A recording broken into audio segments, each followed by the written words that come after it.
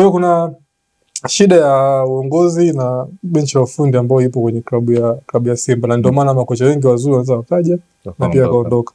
Wala Phil Fadlu ingekuwa anapata link nzuri ya uongozi na yeye, ile deal ya Raja angeipokea, kwa sababu Raja washakuja toka msimu uliopita. Raja alikuja, wakaja Orlando, wote akawakataa, akiamini viongozi watampa ushirikiano mzuri. Kwa mimi kuna vitu nimependa, nataka hichi, mniletee. Avijaja Raila anasema Morocco ya umoja yale. Morocco walimdharau, teke Morocco aliongea point kwamba Morocco tulimpa timu siku hizi 3 tu. Maandalizi siku 3 na mechi. Si ndivyo? Lakini within 3 days akajua kabisa kwamba Simba hamna umoja. Ile nguvu moja ile tunaambia na sisi tu mashabiki ile. Ila viongozi kule sio nguvu moja. Kila kiongozi ana vision yake. Kumbe timu inabidi na vision moja. Kama tumesema tuna focus kwenye kurudisha mataji.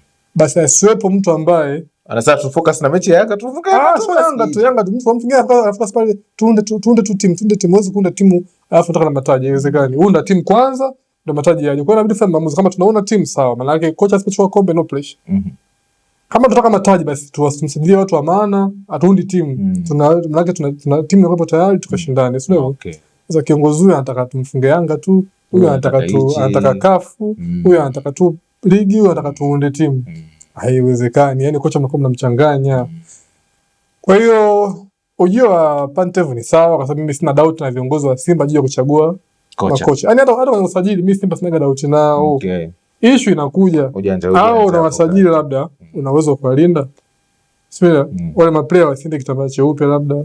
Wale chakula kizuri. Lakini si kawaida tu mchezaji kwenda kitambaa cheupe. Sio kawaida. Burudani. Kwani unafia tabia striker mbovu? Grealish mbona anaenda? Subiri, striker mbovu nani?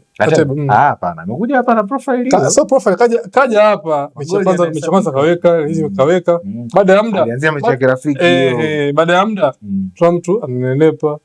Mashuti akipiga yanakuwa kona. Aendi.